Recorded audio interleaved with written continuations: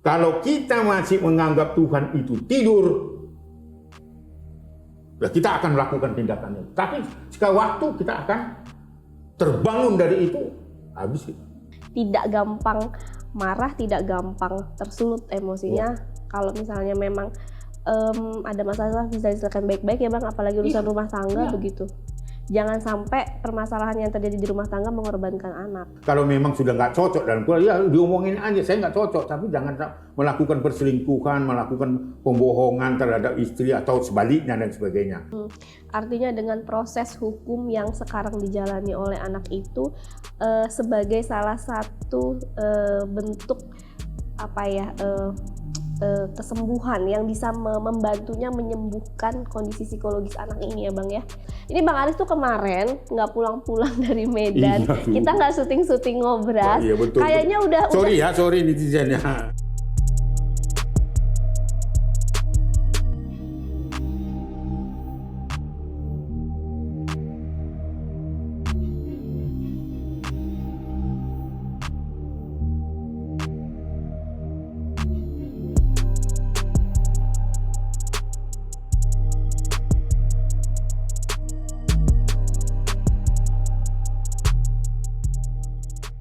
Halo sahabat anak Indonesia, jumpa lagi bareng Nia di Ngobras, ngobrol bareng Bang Aris. Untuk kepentingan terbaik anak, dukung terus Aris Merdeka Official dengan cara like, comment, share, dan subscribe. Serta jangan lupa nyalakan notifikasinya. Nah sahabat anak Indonesia, akhir-akhir ini tuh lagi banyak banget kasus kekerasan, terus juga pembunuhan gak hanya terjadi oleh masyarakat sipil, tetapi juga oleh anggota kepolisian gitu. Nah, kali ini kita akan ngobrol sama Bang Aris yang Bang Aris ini sudah follow up mungkin kasusnya sudah beberapa bulan ini mungkin ya, terkait kasus juga anggota BRIMOB yang diduga dibunuh gitu oleh istrinya gitu. Nah, kita pengen tahu kejelasannya dari Bang Aris. Bang, apa kabar Bang?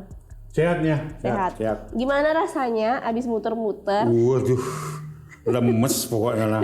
Lemes itu karena memang ternyata kasus-kasus kejahatan terhadap anak itu sangat luar biasa. Luar biasa ya Bang.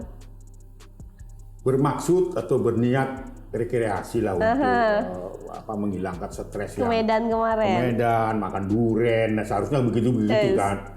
Ternyata kita disuguhkan dengan berbagai kasus banyak. Ini juga baru kita ya, Nia tadi laporkan ada seorang suami membunuh istrinya dan memutilasi ya karena tidak diizinkan minta kawin lagi gitu. Ini aneh-aneh gitu ya. Tapi itu fakta yang menyedihkan di dalam kehidupan masyarakat. Terus ada lagi Nia ya di Medan saya temukan ya. Ini kerjaan kawan-kawan di Medan juga ya. Ada seorang anak itu sudah putus sekolah usia 14 tahun lah. Saya ketemu langsung dengan keluarga itu dan dia itu berasal dari keluarga mana tuh keluarga ibunya itu kebetulan 14 tahun yang lalu itu mendapat kejahatan seksual karena ibunya adalah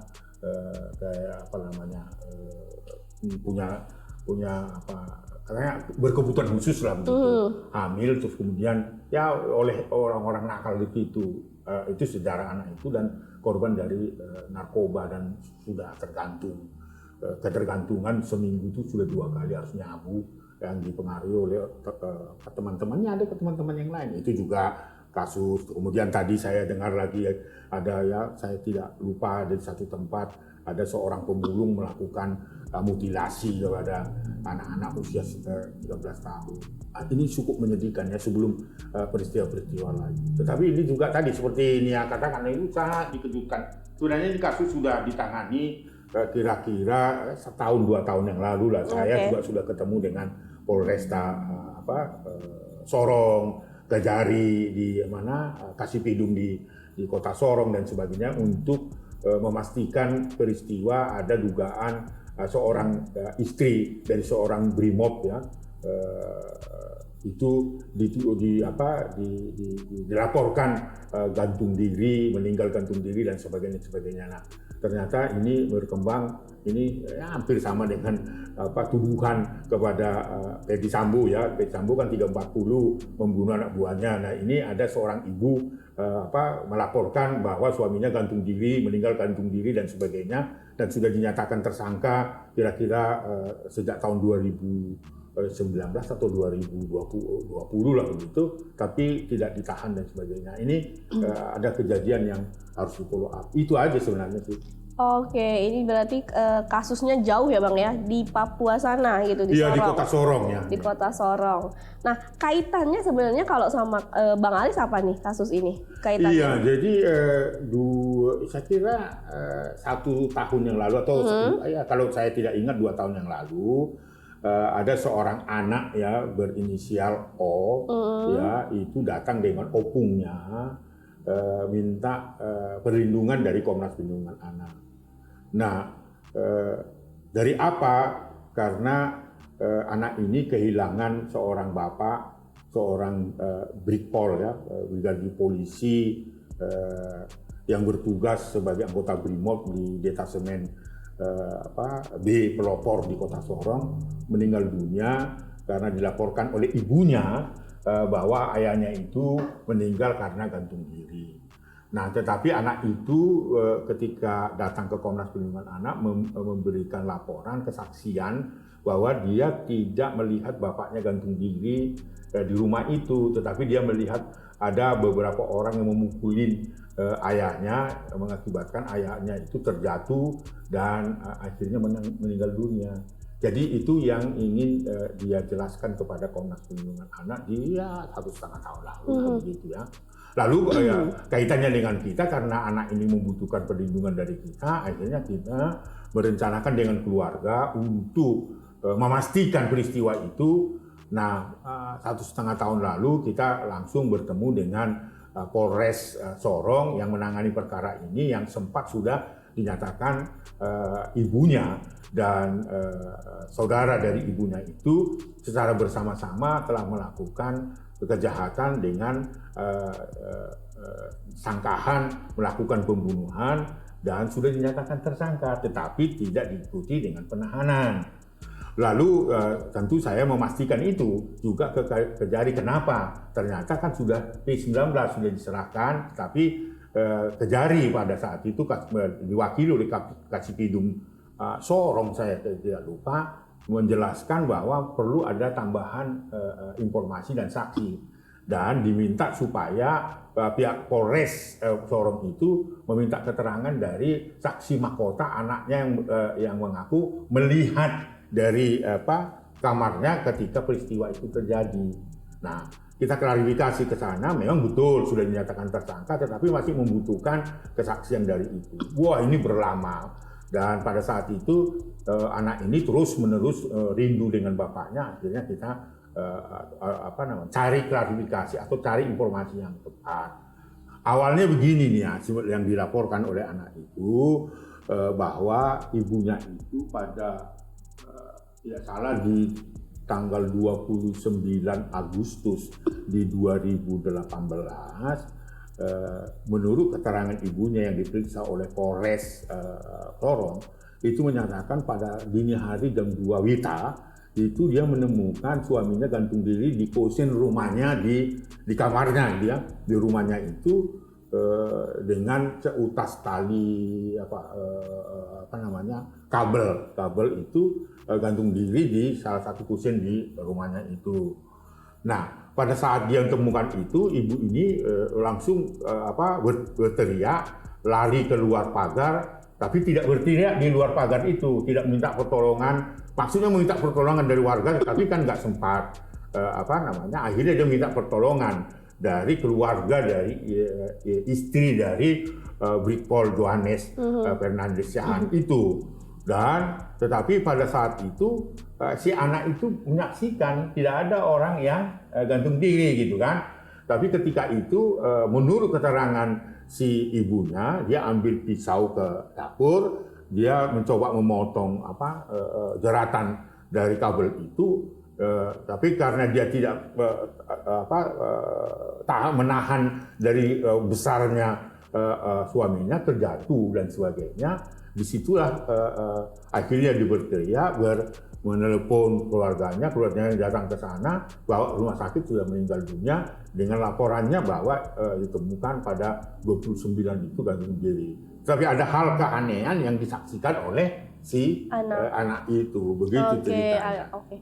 Artinya kaitannya adalah sama anaknya meminta perlindungan dari Komnas ya Bang ya, ya benar Bang. Betul. Dan sekarang memang sedang mendapatkan pendampingan dari Komnas ya Bang untuk proses anak ini sampai sekarang, kemudian nanti untuk proses sampai kasusnya ini berjalan, kesaksian si anak ini kan masih di bawah usia 17 tahun begitu Bang. Itu nanti prosesnya akan seperti apa? Iya, kan sudah mendapatkan pemeriksaan secara detail dari ahli-ahli expert, psikolog dan sebagainya. Dan saat ini sedang juga mendapatkan perlindungan dari LPSK supaya anak ini betul-betul nanti bisa menjadi saksi mahkota. Nah, berjalan begitu hari ke hari dan sebagainya. Nah, nampaknya Polresta Sorong tidak mampu dalam menghadirkan anak untuk menjadi kesaksian sebagai saksi mahkota. Dan akhirnya ya karena anak ini terus merindukan untuk mengetahui sesungguhnya siapa yang membunuh dari ayahnya itu dan didukung oleh keluarga, dan Komnas terus juga mendukung bagaimana anak ini juga bertumbuh betul-betul dia konsisten terhadap apa yang dia lihat. Nah, dengan peristiwa begitu lama tidak tertangani dengan baik dan tidak terpuaskan menurut si anak ini, akhirnya memang itu di take over ke Polda Papua Barat. Jadi kira-kira saya kira 3 bulan yang lalu yang diambil alih, langsung dilakukan pemeriksaan secara detail dan anak ini diperiksa oleh penyidik dari Polda Papua. Kita fasilitasi di Komnas Perlindungan Anak dengan saksi-saksi yang lain, termasuk juga keterangan dari LPSA dan LPSK ya, lembaga saksi korban dan sebagainya. Nah, 2 minggu lalu saya mendapatkan kabar bahwa Polda Papua Barat berhasil mengungkap ini bukan hanya kasus pembunuhan, tetapi juga ternyata bisa dikenakan dengan pasal 340, karena 340, kemudian pasal 38 sekian, pasal 55, pasal 56, sama seperti apa yang dituduhkan kepada Ferdy Sambo sebenarnya ya, dengan kasus berbeda. Nah, karena itu merupakan perencanaan, akhirnya 2 minggu yang lalu saya dapat kabar dari Polda Papua Barat, itu justru ibunya sekarang ini yang sudah ditersangkakan di Polresta Sorong saat ini sudah menjadi disangkakan dengan pasal 340 dan seterusnya tadi, 388, 386, pasal 55, pasal 56 dan seterusnya lah, begitulah pasalnya. Dan saat ini ibunya sudah ditahan untuk dimintai pertanggungjawaban. Itu yang membuat kita lega sekali bahwa ternyata nanti mudah-mudahan anak dari korban itu mendapatkan kepastian hukum. Dan itu yang saat ini kita terus advokasinya supaya ini betul-betul kita dukungan ke Polda Papua Barat dan pihak tersangka lain itu saya kira akan mengikut ya. Mudah-mudahan ini bisa diserahkan segera ke jaksa penuntut umum sehingga ini betul-betul bisa dinyatakan P21 lah, lengkap. Oke, Bang, kalau melihat usia anak ini yang masih di bawah 17 tahun, usia sekolah ya Bang ya? Masih sekolah. Ya. Nah, kemudian pelakunya, dugaan pelakunya tadi kan ibu, orang terdekat dari korban ini. Nah, kalau misalnya persidangannya itu dilakukan secara offline gitu, apakah tidak mempengaruhi si anak ini tadi ya Bang, secara psikologis? Karena kan ini ibunya sendiri. Bagaimana akhirnya nanti anak ini bersaksi? Ya, saya kira nanti akan ada diatur strateginya ya. Bisa saja tidak langsung ya secara fisik, tetapi bisa juga lewat apa istilahnya ya, daring, Zoom dan sebagainya.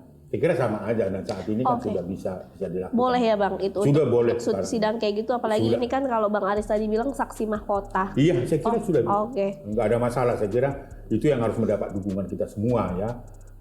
kasus-kasus lain kan kita sudah menangani kasus SPI ya, kan tidak secara fisik pada saat pembacaan tuntutan ada di pengadilan dan sebagainya. Saya kira nggak ada masalah, Apalagi sekarang ini kan Polda Papua Barat sudah secara resmi meminta keterangan dari anak sebagai anak dari korban sebagai saksi mahkota. Jadi nggak masalah. Saya kira itu harus kita dukung ya.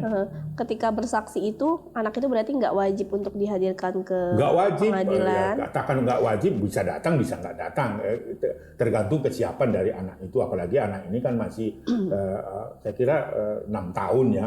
Sekarang ini udah 9 apa ya? Ya sekitar.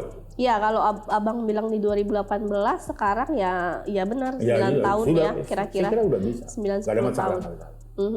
Nggak ada masalah, tapi memang ketika diharuskan ke pengadilan, artinya dari Komnas Perlindungan Anak akan mendampingi, segera mendampingi. Artinya gini loh, bisa datang, bisa tidak, itu tergantung anak ya. Anaknya misalnya kan beberapa waktu lalu ketemu ibunya pun sudah nggak mau kan.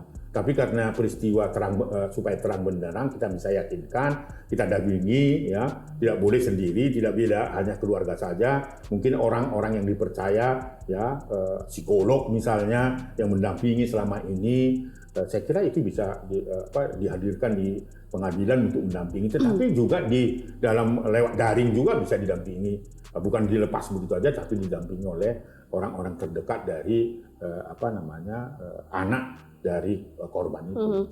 Bang, kalau melihat dari usia anak yang masih di bawah 10 tahun tadi, melihat sebuah kesaksiannya, apakah memang kesaksian anak di bawah 10 tahun itu bisa didengar pendapatnya, kemudian apakah konsisten atau tidak, terus apakah tidak ada pengaruh dari orang lain atau seperti apa, Bang? Saya kira bisa, karena psikolog kan akan mendampingi ya, dan hasil-hasil apa yang dilakukan oleh psikolog yang independen tadi itu bisa menjadi keterangan dari anak, mewakili keterangan dari anak itu, di samping penguatan dari anak itu sendiri ya, dan itu kan bisa dilihat ya, apakah hasil pemeriksaan psikolog itu yang dilakukan berulang ya, itu konsisten atau tidak, itu sudah bisa mewakilinya.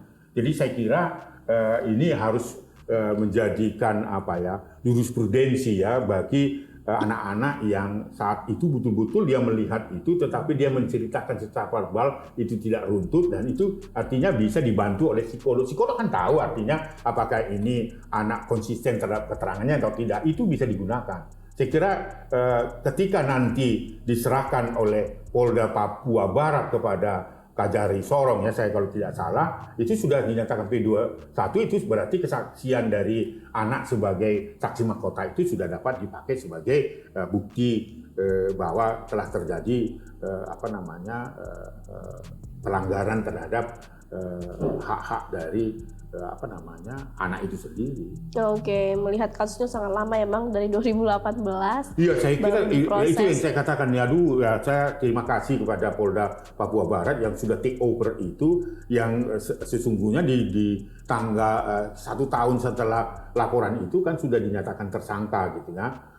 Tapi ternyata ada kendala-kendala membutuhkan keterangan dari saksi anak itu sendiri, tapi itu kan tidak pernah dilakukan. Nah itu akhirnya diambil alih oleh penyidik dari Polda Papua Barat. Saya kira terima kasih untuk Papua Barat,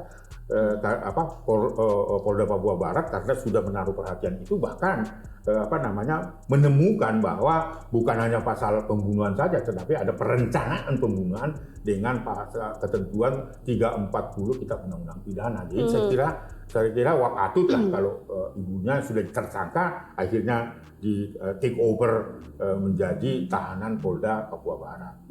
Bang, kalau melihat kasusnya istri membunuh suami dengan dugaan tadi pembunuhan berencana yang abang lihat tadi, motifnya apa sih, Bang?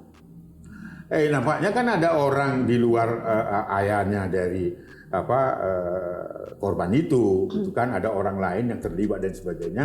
Nampaknya ya itu ada persoalan urusan rumah tangga dengan tujuannya mungkin ada perselingkuhan mengakibatkan gelap mata, rusaknya hubungan keluarga dan sebagainya. Saya kira itu yang membuat, dan itu hendaknya tidak terjadi seperti yang saya ceritakan tadi, hanya karena tidak punya anak lalu minta minta kawin lagi, lalu tidak direstui istri, melakukan pembunuhan, mutilasi. Jadi nggak ada seperti itu saja. Kalau memang sudah nggak cocok dalam keluarga, ya diomongin aja, saya nggak cocok, tapi jangan melakukan perselingkuhan, melakukan pembohongan terhadap istri atau sebaliknya dan sebagainya.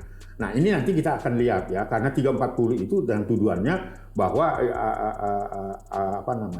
si Brigpol Johannes Fernandes Siahaan ini kan dilaporkan oleh istrinya gantung diri dan sebagainya. Nah kita lihat dulu nanti prosesnya itu kan motifnya apa dan sebagainya. Motifnya seperti ini ya katakan nampaknya ada tidak keharmonisan dalam keluarga mengakibatkan itu tadi mengarang berita lah begitu kabar dan sebagainya. Oke. Perilaku orang dewasa yang tidak bisa dikontrol atau dicegah sebelumnya akhirnya berakibat itu pada ada kontrol diri aja ya. Aduh memang situasi sekarang ini ya tadi ya saya katakan seperti yang terjadi di Medan sampai mutilasi itu ada yang membenamkan istrinya di kolam, ada yang juga mengubur secara hidup-hidup. Ada kan kejadian-kejadian itu di luar di luar dugaan kita. Tapi itu terjadinya bahwa saat ini telah terjadi sebuah keadaan ketidakharmonisan keluarga mengakibatkan itulah dari korban tidak hanya ada anak. Mungkin juga kesadaran masyarakat tentang itu tadi Bang, kesehatan mental juga kali. Dan jadi juga tadi kan Abang juga sudah sebutkan bahwa mengontrol emosi yang kayak gitu-gitu. Jadi sadar juga bahwa kesehatan mental itu juga penting. Jadi ketika memang ada permasalahan dalam rumah tangga juga bisa diselesaikan dengan baik-baik begitu ya Bang. Nah kalau misalnya nih Bang melihat kasus seperti ini kemudian anaknya menjadi korban, kemudian menurut Bang Aris melihat proses hukumnya ke depan, apakah hukumannya itu yang tadi 340 itu misalnya hukuman seumur hidup karena ini istrinya sendiri atau gimana Bang? Iya karena Kak, di dalam Undang-Undang Perlindungan Anak kan jika itu dilakukan oleh orang terdekat, dalam hal ini orang tua kandung apalagi ya, di dalam Undang-Undang 35 tahun 2014 kan itu bisa ditambahkan sepertiga dari pidana pokoknya. Jadi kalau ancamannya 20 tahun pidana pokoknya, maka itu dapat ditambahkan sepertiga. Itu artinya baik itu ibunya atau orang lain dan sebagainya atau orang sekitar yang melakukan kejahatan itu bisa ditambahkan sepertiga, itu berarti seumur hidup, bisa seumur hidup. Nah ini juga bisa seumur hidup loh ya, itu karena dilakukan oleh ibu kandung, apalagi itu memang terbukti ternyata itu adalah rekayasa, ternyata itu adalah perencanaan pembunuhan. Nah kalau perencanaan pembunuhan kan bisa seumur hidup bahkan hukuman mati gitu loh. Nah berkaitan dengan hukuman itu tentu anak ini pasti selain kehilangan bapaknya sendiri, dia akan kehilangan ibunya juga karena harus menjalani pidana itu kan gitu. Nah inilah persoalan hukum di Indonesia. Tetapi kan kita tergantung anaknya itu. Kalau orang tuanya juga sudah seperti itu, ya itu kan orang tua yang tidak baik dan tidak layak untuk mengasuh kan sebenarnya. Lebih baik kita cari atau dicari keluarga besar itu adalah keluarga alternatif yang bisa menyayangi dia seperti kedua orang tuanya. Itu yang harus diupayakan. Maka peran dari keluarga itu dia harus berperan sebagai keluarga alternatif yang bisa menggantikan pola pengasuhan supaya pola pengasuhan yang baik itu didapatkan dari anak yang menjadi korban itu. Betul. Anak sudah kehilangan ayah, tetapi juga harus melihat sosok ibunya yang membunuh ayahnya gitu kan, betapa hancurnya masa depannya gitu ya Bang ya. Justru itulah perlu dicari keluarga alternatif. Tetapi justru anak ini menanyakan terus proses hukumnya tadi yang Bang ceritakan. Kan itu tidak akan hilang terus, tidak ada. Kalau itu tidak diselesaikan, dia akan menanyakan status hukum dari persoalan rumah tangga yang dia sendiri menyimpan di memorinya, bahwa ternyata menurut dia bapaknya itu dibunuh oleh ibunya kan gitu loh. Kan mengerikan itu. Akhirnya juga anak ini dewasa sebelum usianya, harus memahami kondisi masalah yang dia hadapi begitu ya Bang. Dan itu sudah terjadinya pada anak ini sejak dia tahun 2018 ya. Itu kan berusia sekitar 6 tahun dan sebagainya. Lalu sekarang terus mengingat, dan itu konsisten terhadap penjelasannya itu, dan selalu mempertanyakan siapa sebenarnya yang membunuh ayah saya. Dan dia tahu sebenarnya, menurut dia tahu bahwa ibunya yang membunuh menurut dia tetapi kok nggak ditahan. Maka dia selalu datang ke Komnas Perlindungan itu nanya, kok Bang, ibu saya nggak ditahan-tahan, padahal saya tahu Bang. Nah itu pikiran dia kan, Pak. Kan itu tidak bisa dijawab begitu saja, kan harus dijelaskan proses hukum. Maka saya ucapkan terima kasih ke Polda Papua Barat yang mengirimkan penyidiknya untuk mengklarifikasi persoalan itu, dan ternyata akhirnya menyimpulkan bahwa ditemukan bukan saja pembunuhan tetapi ada perencanaan pembunuhan itu loh. Wow. Itu bukan hanya penganiayaan dan pembunuhan, enggak gitu aja kan. Nah, tapi ini sudah 340 itu kan paling ditakutkan kan gitu. Ini yang terjadi, dan pertanyaannya anak ini, saya kira harus didukung. Mudah-mudahan nanti dalam waktu segera itu langsung P21 sehingga nanti akan diserahkan baik itu dokumen-dokumennya, baik itu tersangkanya. Artinya dengan proses hukum yang sekarang dijalani oleh anak itu sebagai salah satu bentuk kesembuhan yang bisa membantunya menyembuhkan kondisi psikologis anak ini ya Bang ya. Kalau kita lihat kalau misalnya proses hukum ini nanti sampai selesai, jadi tidak hanya pendampingan secara psikologis yang diberikan mungkin dari LPSK, dari Komnas, sudah diberikan pendampingan secara profesional oleh psikolog, tapi juga ketika kalau saya lihat nih dengan dia menanyakan terus-menerus prosesnya, apakah ditahan, apakah gimana, tapi ketika dia mendengar itu bisa juga membantu untuk proses psikologisnya lebih cepat, begitu sih Bang kalau kita. Iya, saya kira begini ya, dari pengalaman empirik kita ya, jadi dia bisa terpuaskan terhadap apa yang menjadi ganjalan dalam pikirannya toh. Loh, ini kan sejak dia ikut serta mengantarkan ayahnya pada tanggal 29 Agustus 2018 ke rumah sakit. Itu satu kendaraan mereka. Dari situlah dimulainya tingkat trauma yang tinggi. Apalagi menurut keterangan dari anak itu, dia diancam juga jangan memberitahu kepada orang lain. Itu terngiang-ngiang kan. Dia tahu persis kenapa kok ini orang yang melakukan kejahatan ini tidak ditahan-tahan. Nah, yang paling mengerikan ada pertanyaan, kenapa kok kasusnya Ferdy Sambo itu dengan istrinya cepat sekali? Dia membayangkan seperti itu. Kenapa kok ini kita sudah 2 tahun, kok nggak ditahan-tahan gitu? Nah itu yang nggak bisa kita jawab kan? Karena prosedur hukum itu kan harus berjalan. Itulah yang saya katakan berulang-ulang terima kasih kepada Polda Papua Barat. Karena ternyata di luar dugaan kita, pertanyaan-pertanyaannya dari anak ini akhirnya terjawab. Nah itu kan bisa saja mengobati tingkat traumanya dia walaupun tidak tuntasnya.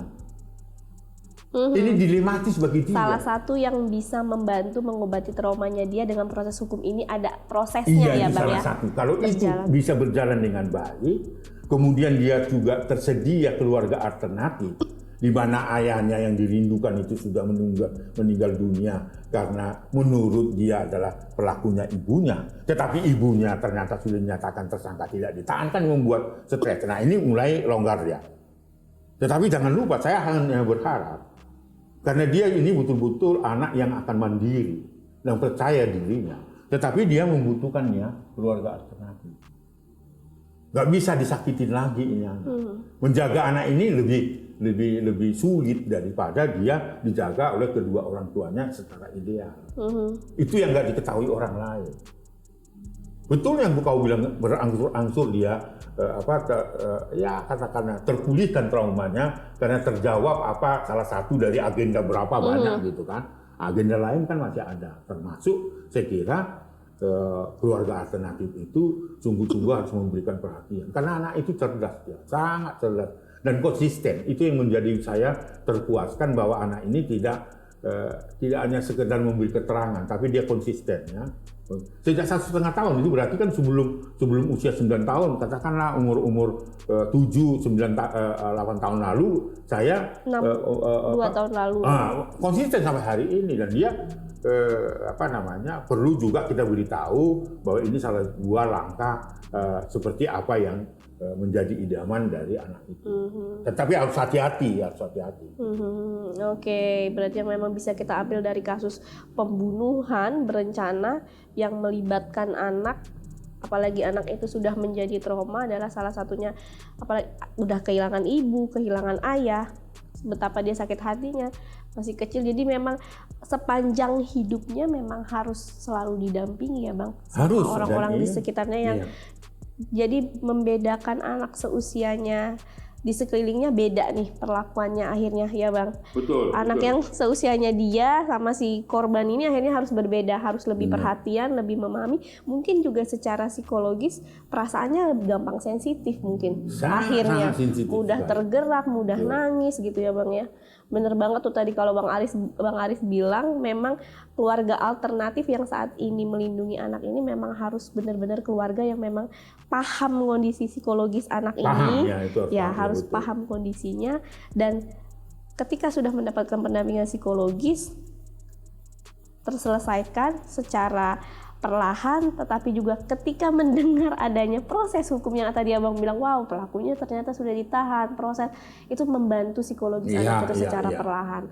Oke. Gitu dia. Jadi ya sekali lagi mari kita dukung untuk khususnya warga masyarakat Papua Barat, juga Kota Sorong, masyarakat Indonesia secara khusus. Dan terima kasih juga tentunya kepada Polresta Sorong, Kajari Sorong juga. Mudah-mudahan nanti ini segera mungkin tidak dikembalikan tapi lengkap, karena memang persyaratannya hanya memastikan bahwa saksi dari anak ini bisa digunakan sebagai proses hukum dan sebagainya. Nah itu ternyata sudah kita lakukan. Mudah-mudahan nanti langsung P21 harapan kita bahwa tidak terjadi lagi seperti ini, berkeadilan, dan secara khusus ya supaya terobati, karena ibu dari Brigpol almarhum ya, Brigpol Yohanes ini meninggal akibat dari peristiwa ini kan.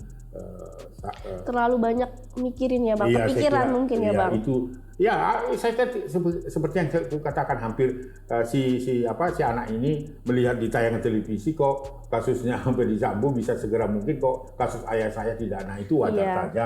Maka saya kira dengan kasus ini saya berharap nih ya bahwa ini harus menjadi atensi Pak Kapolri juga, membackup Polda Papua Barat, karena ini peristiwa yang harus diungkap supaya berkeadilan dan anak ini bisa sedangkan dihukum saja ibunya, dia harus mendapatkan keluarga alternatif yang membutuhkan pertolongan kita semua.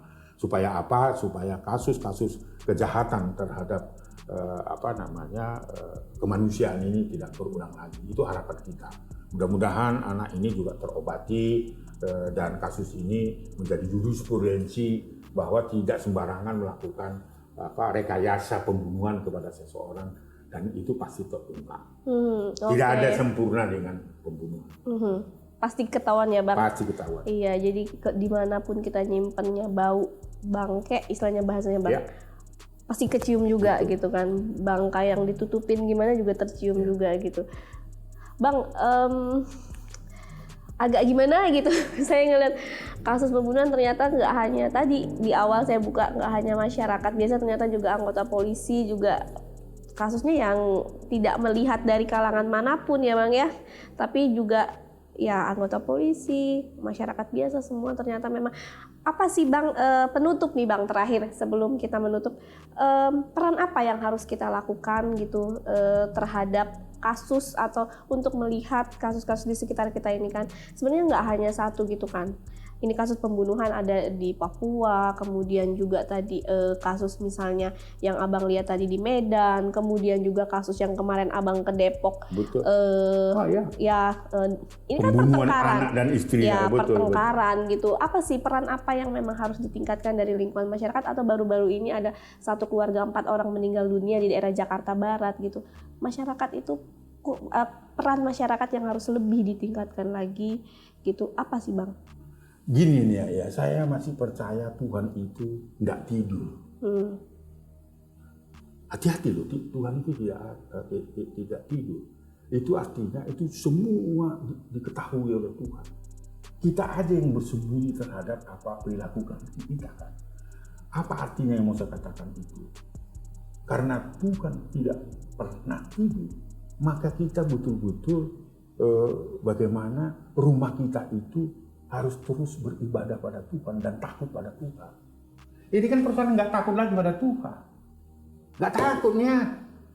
Seolah-olah Tuhan itu tidur. Kita bisa sembunyi, kita bunuh, kita mutilasi. Sama seperti kasus Depok. Hanya alasan sepele aja dan keluarga harus membantai dengan keji anaknya dan istrinya. Lalu beberapa waktu lalu ada anak dimutilasi. Kemudian di Medan yang sempat dikatakan, bukan hanya terjadi pada lingkungan polisi, TNI, masyarakat biasa, bahkan politisi dan sebagainya. Ini karena memang kita sudah menganggap Tuhan itu tidur. Kalau kau menganggap Tuhan sudah tidur, kau akan melakukan tindakan apa saja. Karena dia tidur kan. Karena sebenarnya kita sebagai masyarakat religius, itu kan Tuhan tahu apa yang kita lakukan. Nggak bisa kita sembunyikan. Aku nggak bisa sembunyi ya. Bisa sesaat saya sembunyi, tetapi ya itu tadi kasusnya Papua Barat. 2018 loh. Itu menganggap tertidur. Kan tenang-tenang aja ibunya kan. Tenang-tenang aja pelaku-pelaku yang sesungguhnya melakukan tindakan kejahatan itu. Itu kuncinya. Jadi sepanjang kita masih menganggap Tuhan itu adalah tidur, kasus kejahatan terhadap anak itu akan terus terjadi. Tetapi sekali waktu, Tuhan, karena dia maha tahu dan sebagainya, maha kuasa. Jangan hati-hati. Itu aja sebenarnya prinsipnya. Nggak ada itu, nggak ada jaminan kok. Kau tongkrongin juga nih, terus setiap hari satu rumah, nggak tahu dia melakukan itu. Itu saja. Jadi itu selalu saya katakan rumah itu harus betul-betul terus beribadah, takut pada Tuhan. Kalau mau gamprok istrinya, gamprok anaknya, berperilaku berbohong kepada istri atau sebaliknya istri berbohong pada suami, itu harus lepas. Saya hanya bisa berharap itu karena kasusnya ribuan ya. Saya nggak bisa membayangkan ada memutilasi anak karena kekerasan dalam rumah tangga. Sudah nyata bahwa kita dilanggar haknya, maksudnya kita cabut lagi pengaduan kita ke penegak hukum. Ada apa gitu? Itu loh, saya sedih sekali ketika kau tanya itu, karena memang nggak ada jaminan bahwa kau tidak mengalami kekerasannya, ya, baik itu peristiwa di lingkungan sosial, bukan ada. Oleh karena itu, ya,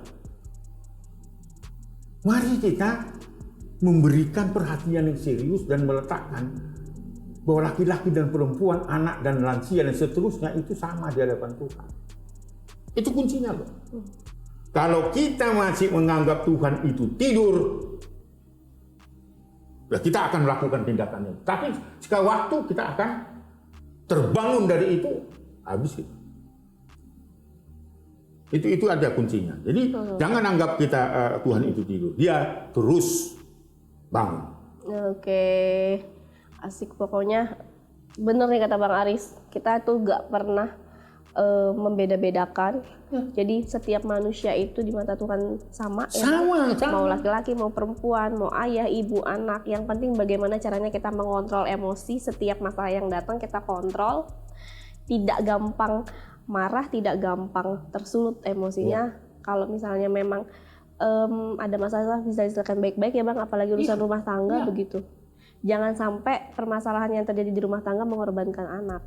Begitu. Dan itu sebenarnya pada umumnya seperti itu kan, maka marilah jangan kita egoisme orang dewasa tetapi mengorbankan anak. Tuhan tidak pernah tidur. Ini tagline baru dari Bang Aris. Bang, pokoknya yang penting sehat-sehat. Sehat itulah. Dan harus banyak istirahat, banyak waktu istirahatnya Bang. Jadi jangan terlalu diforsir gitu Bang Aris. Ini Bang Aris tuh kemarin nggak pulang-pulang dari Medan. Iya, kita nggak syuting Ngobras. Iya, betul, kayaknya betul. Sorry netizennya. Kayaknya udah ini kita pikir, Bang Aris sudah betah di Medan nih. Kayaknya udah beneran jadi orang Medan sekarang pindah. Iya betul, itu sempat seperti itu ya. Akhirnya kita kita betul kau ingatkan kita jaga kesehatan dan sebagainya. Iya Bang, jaga kesehatan. Ini buat yang undang Bang Aris juga dikasih Iyalah. waktu istirahat. Diporsir, aduh Bang, dengan maksudnya sekarang dengan kondisi yang cuaca yang nggak bagus, hujan, sekarang ini kan semua orang kayaknya lagi sakit ya Bang ya. Ya flu semua ya. Flu semua orang. Saya juga flu gitu. Abang juga flu. Tapi juga Abang harus tetap jaga kesehatan. Karena kalau Abang sakit nanti pergerakan semuanya jadi susah. Jadi kita semua. Iya, itulah saya kira saya tetap memerlukan dukungan dari dan semua doa pihak dari dan doa sahabat. khususnya pada anak-anak Indonesia. Kita doakan terus semoga Bang Aris sehat, tapi juga Bang Aris harus jaga kesehatan. Thank you. Harus ada waktu liburan. Bener. Kalau anak zaman sekarang tuh bilangnya Bang Aris tuh harus healing. Oh gitu ya, harus healing. Liburan kemana gitu Iya, Bang ya, betul. jadi jangan kerja terus Bang. Bener. Nah, apalagi kita ini akan menghadapi akhir tahun ya. Kita santai lah, tapi serius tetap menangani perkara. Oke. Nanti saya selalu mengatakan kita tentu tidak bisa terhindar dari kejahatan-kejahatan terhadap anak, tetapi itu tadi ya, memberi waktu ya. Juga ya itu tadi saya berharap ada doa dari kita semua. Sahabat anak Indonesia. Karena saya yakin betul kalau saya melindungi anak, saya menjaga dan melindungi anak itu bagian dari bela negara. Wih, Itu luar biasa. asik tagline barunya nih. Keren banget pokoknya ya, menjaga dan melindungi anak adalah bela negara. Betul. Jadi setiap orang berarti yang melakukan tadi tidak hanya melindungi anak tapi juga mendengar kalau ada di sekitarnya Iya, kekerasan itu juga iya. termasuk bela negara. Jadi betul. nggak perlu ikut perang begitu ya Bang ya? Nggak perlu ikut perang atau apapun, cukup dengan aware terhadap lingkungannya itu juga termasuk bela negara. betul. Sahabat anak Indonesia, seru banget obrolan kita kali ini, ngobrol bareng Bang Aris dalam episode yang kasusnya berat banget kali ini. Tapi semoga dengan adanya proses yang sudah berjalan ini bisa semakin terbuka ya Bang. Terbuka ya. Kasusnya, terus juga proses di pengadilan juga bisa segera berjalan sehingga korban bisa mendapatkan keadilannya. Jadi secara psikologis tidak hanya mendapatkan pendampingan psikologis tapi juga terbantu dengan adanya proses hukum. Terima kasih juga nih berarti untuk Polda Papua Barat, untuk Komnas, untuk LPSK yang terus mendampingi korban, begitu ya Bang ya. Nah, sahabat anak Indonesia, itu tadi ngobrol bareng Bang Aris. Saya Nia undur diri, salam anak Indonesia. Menjaga dan melindungi anak merupakan bela negara. Anak terlindungi, Indonesia maju.